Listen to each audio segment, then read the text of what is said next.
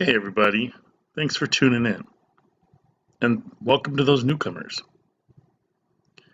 Okay, so Christians as a whole have been indoctrinated into believing that the God of the Old Testament was evil, a hateful destroyer. Now some even believe it's actually a role reversal where it's really Satan. So that cannot be my God as a Christian, hence why most don't bother with the Old Testament. That's how strong mind control is. I'll turn the page, and there's a new covenant. Allah, New Testament, that we are to adhere to going forward. That's also where deception comes in, though. Now, most don't realize that God seems that way and appears to be playing favorites in the Old Testament because of what we've been taught in church. They don't realize that he was a destroyer because his people, the Israelites and Judahites, were his people because of their DNA. Noah. The Bible says if you want to know what the end's like, you need to know the beginning. That's what he always told me when I asked him, what's it going to be like at the end of the days? And I made Days of Noah recordings years ago. It's going to be as the Days of Noah. But we have to understand the days of Noah to grasp our days. And that's why so much was taken out. They left so much information out of the KJV to keep people in the dark about what our beginning was really like. How many people ever sit in church and you ever get a grasp of what the beginning was like and what the end's going to be like? They're too busy touching on feel-good issues. They don't want to offend people. They've lost their backbones. They don't preach the Word of God.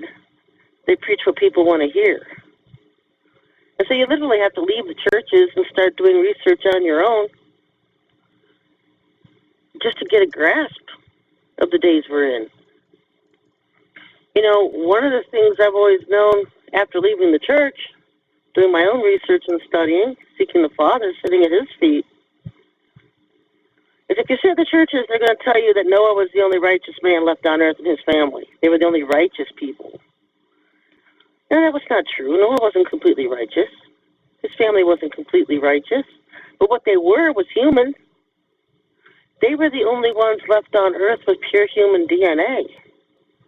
That's why the Father destroyed earth, the flood, and started over again.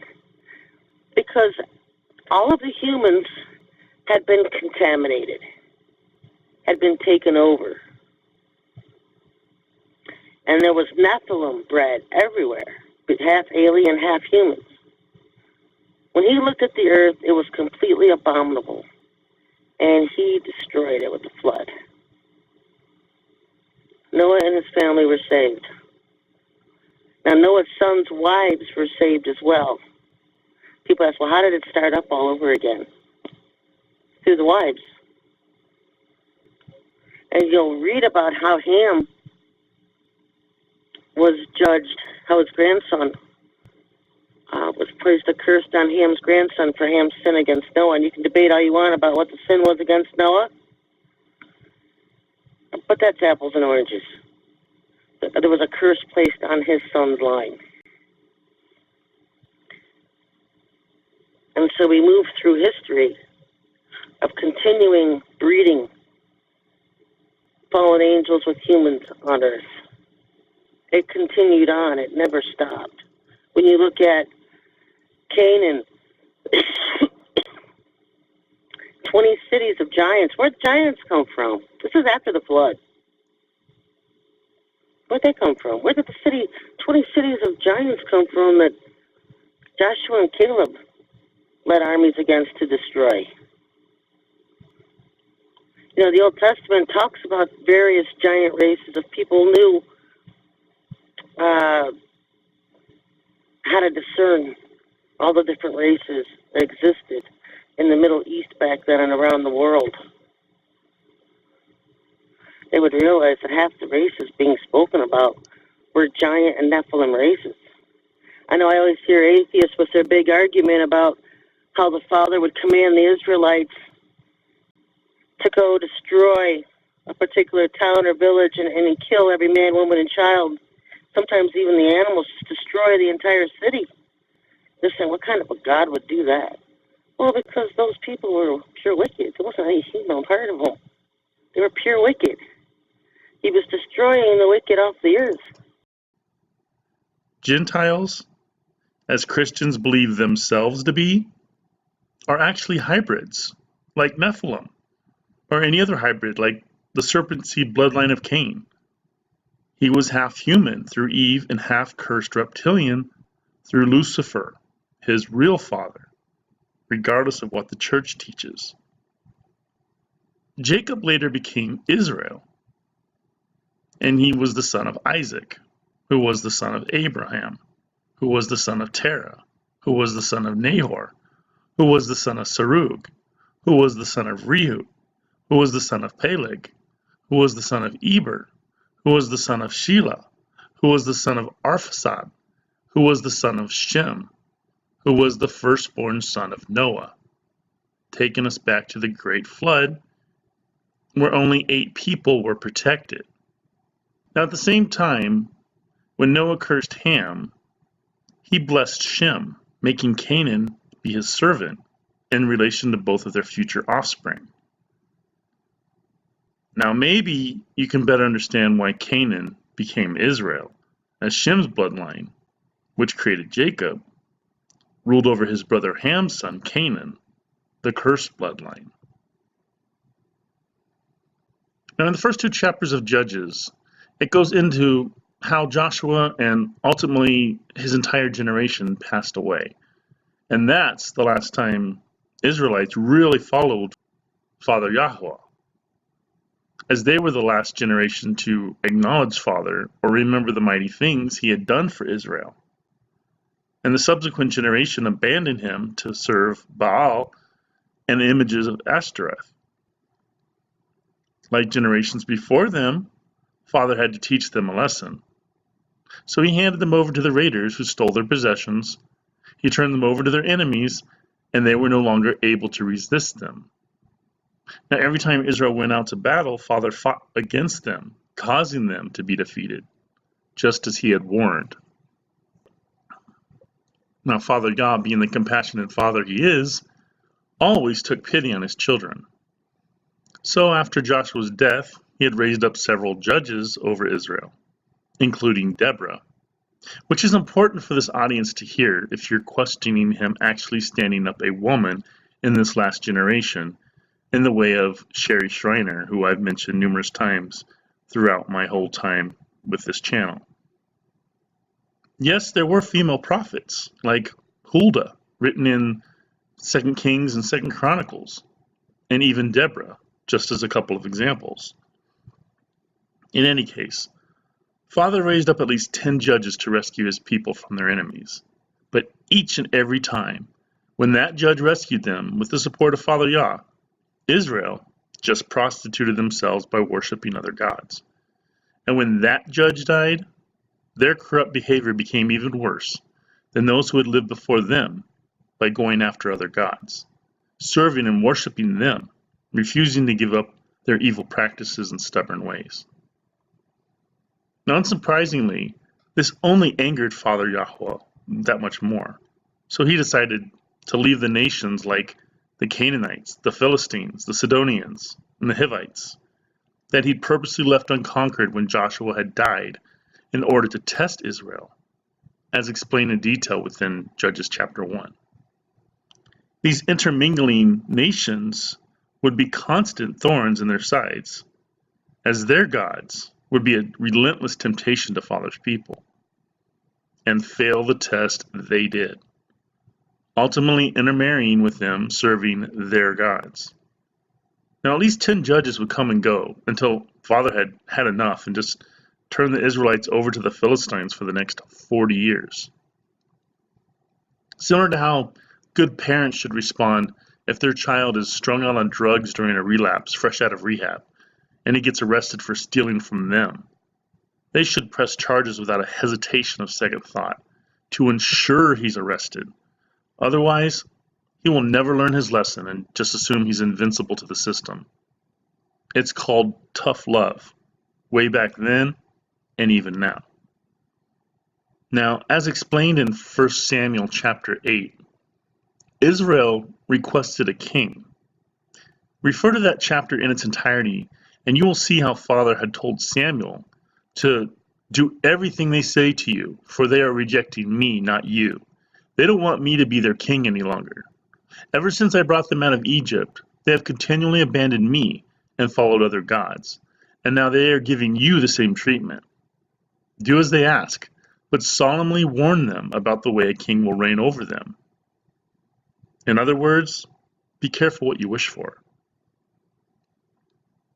Once again, Israel, since 1776, has requested to have a king lead this country in the form of a president instead of him. Some things never change. If you don't learn from history, well, I think you know the rest. Now, some of you are probably saying, hey, America's Declaration of Independence occurred in 1776, but you said Israel has requested a king again. Right, I did. And if you've been following my previous videos, you would have heard how I've repeatedly said, we are Israel. And the land where Israel is located was hijacked by fake Jews, which we'll discuss a little more later. But are you starting to see the big picture yet? Wait, there's more. As Genesis chapter 48 explains, Jacob accepted his son Joseph's two sons, Manasseh and Ephraim, as his own. Now, despite Ephraim being the younger of the two, Jacob blessed him, which confused Joseph, who tried to correct his dying father. He told them that they would both be great people, but Ephraim would be greater. Now, while Jacob was on his deathbed, he explained, the people of Israel will use your names when they give a blessing. They will say, may God make you as prosperous as Ephraim and Manasseh, making sure to put Ephraim ahead of Manasseh. Why do I say this? Because the only two he had given the name of Israel to were Ephraim and Manasseh. Not even Judah can claim title to it. America is Ephraim. Satanism has got its foot everywhere and is dominating. And guess where it started? Through Dan, and now running rampant through Ephraim. Who's Ephraim? Ephraim is the United States. Now, I know a lot of people are going to say, oh, you're just promoting that British Israelism stuff. No, there's just some truth to that. I mean, I'm Saturday, Seventh-day Sabbath worshiper too, but it doesn't make me a Seventh-day Adventist. Amen. Just got that right too, that we're supposed to be honoring Sabbath on the seventh day. Ephraim and Manasseh are the United States and Great Britain. They were the two sons of Joseph. He gave his portion of his blessing to Ephraim and Manasseh, United States and Israel. Yes, we are all part of the 12 tribes of Jacob, 12 sons of Jacob. America is Ephraim, ruled by a king, disguised as a president, appearing to be a world leader, when he's really a puppet talking head for the deep state. Exactly what Samuel had warned Israel would happen. I mean, at least the UK, which is primarily Manasseh, is upfront about their royal family, despite their not even having a royal bloodline. In fact, the only one who had royal blood was Princess Di, coming from the bloodline of King David. That's the real reason they wanted their Moravian son, Prince Charles, marrying Diana, to ensure their son, William, would have an actual line to royal blood. At any rate, a lot of people believe we're just supposed to skip over the Old Testament because the New Testament came along and had essentially supplanted it, which is exactly where the deception lies. Literally lies. My guess is most of you had never heard about what I had just shared regarding the numerous judges from the 7th book of the Old Testament, Judges, because of that reason, nor had I until my awakening. Now, Christians have been led to believe we should only be focusing on the New Testament because that's where it really pertains to us. The Old Testament primarily focuses on the Jews, especially the first 5 books, otherwise known as the Torah. Again, that's where the deception lies.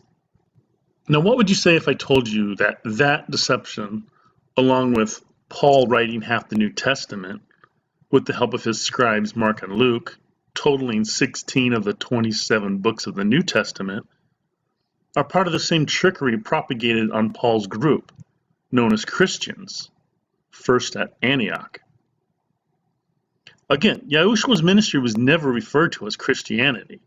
That came well after he'd risen and gone back home to Father, ensuring the proverbial coast was clear and the deception could begin. Now, as long as Christians are told not to pay much mind to the Old Testament, and their pastor, priest, minister, what have you, preaches from the New Testament, it's a safe bet that very few people in the congregation will crack open their Bible during the week and check out things for themselves. The church relies on that, hoping you just keep on with your indiscretions during the week and feel just guilty enough to show up back the following Sunday, continuing the habitual trend indefinitely. Most Christians are indoctrinated into merely glossing over the Old Testament in order for them not to figure out who they really are, Israelites. Like anything else in life, if enough generations go by, things become skewed, misinterpreted, or even flat out forgotten altogether. That is exactly what has happened to most Christians. Now, if you believe there's any truth to my previous content where I've repeatedly explained that Jesus is the Son, S-U-N, not the Son, S-O-N, that name didn't even come into existence until 500 years ago, you have to be honest with yourself and seriously ask, where could the term Christian have come from? Now, part of the major deception is that Christians have been told throughout their history that they are Gentiles, as I had briefly explained earlier, because they are not God's chosen people, as in quote-unquote Jews. That right there is where the purposely misguided notion of the Old Testament not pertaining to them lies, which includes all 7 of Father Yahweh's appointed feasts. Christians are led to believe that those appointed times, which were set to be celebrated indefinitely, not just until a new covenant was made with mankind, are strictly for Jews. The generational indoctrination instills in them that those are Jewish, like Hanukkah, for instance.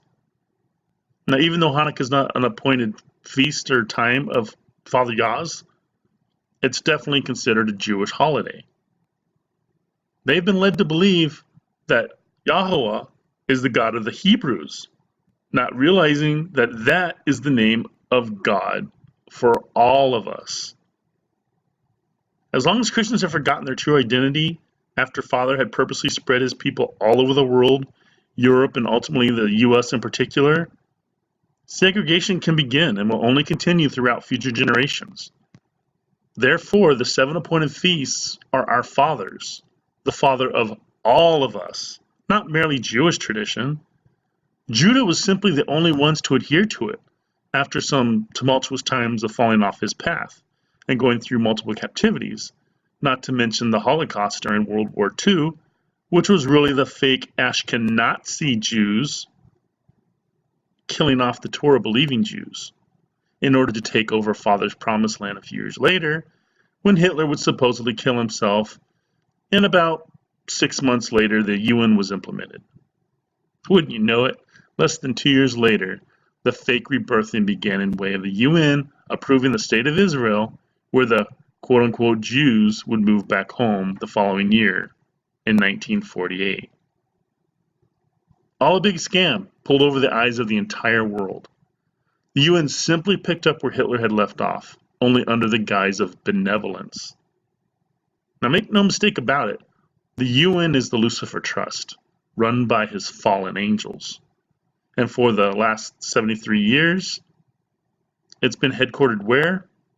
Anyone? Anyone? New York City. Thanks to the Rockefellers' tremendously generous land donation in Midtown Manhattan. Or was it not so much generous as maliciously planned that way all along? My money's on the latter. Now all of this ties into the deception of Paul's gospel of grace. How, you ask? Well, that's a great question. You see, the Torah law should always be followed because we show our faith through our good works, meaning we follow the Mosaic law, the first 5 books of the Old Testament. Now, Torah means the law, including the 10 Commandments. But if everyone is told to focus only on the New Testament and the Torah laws in the Old Testament, well, that just means it no longer applies, is the general consensus within the Christian religion. Because we are saved by grace alone, according to arguably the most popular apostle of them all, Paul. And why wouldn't he be? His passages in particular are constantly being drilled into the heads of congregations every sun god day. Now, naturally, people come back and say, well, Chad, the Mosaic law was given specifically to the nation of Israel. This covenant was an agreement between the Israelite people and their God, not our God. You just proved my point with what I've been saying, and why Christians have been convinced these laws don't apply to them, especially the Mosaic, since they believe it ended at the cross. Really? Really? Then how come these same feasts and appointed times are celebrated during the Millennial Reign? Now, how many of you knew that Rosh Hashanah was 2 weeks ago? How many of you even know what Rosh Hashanah is? Or that Yom Kippur, known as the Day of Atonement, just passed a few days ago, on the 9th? Or that the Feast of Tabernacles occurs this week? I wouldn't have either, until my awakening. By discovering my true identity was hidden for malicious reasons, just like yours, I make an effort to celebrate them ever since, while completely ignoring pagan holidays and traditions like Christmas, Easter, and the upcoming Halloween. Not because I believe I'm Jewish, but because I know I am Father Yahweh's child, here to serve him. And that's what he'd ask of his children indefinitely. Not just until a new covenant was made with mankind. Now, as you can imagine, that didn't go over too well with my wife and young children. That being the whole no longer celebrating pagan holidays part. So let's just say the free time I have to make these videos now is a lot more than I'd have if I still celebrated them. And we'll leave it at that. But my new nickname my children have given to me now is Dr. Strange, due to my completely odd beliefs through my awakening. Now, I cannot blame them. They're too young to understand. But it just proves that generational indoctrination starts as soon as they take their first breath. And even they, at such a young and impressionable age, cannot be convinced otherwise. But I thought they were impressionable. That's how deep the talons are already dug into their belief structure.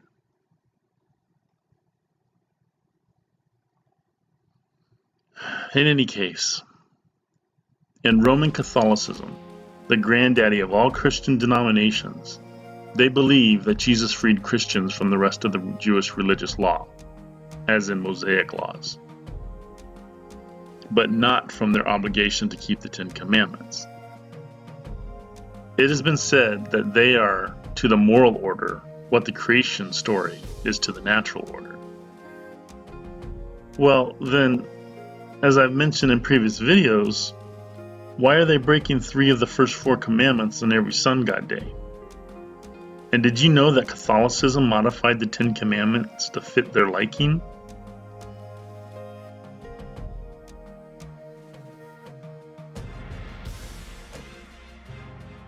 Now, the ultimate goal is to combine Islam and Christianity into Chrislam, leading to a one-world religion. Pope Francis has been pushing this for quite a while, and it's only gaining momentum now. After all, he is one of the most evil beings on the planet.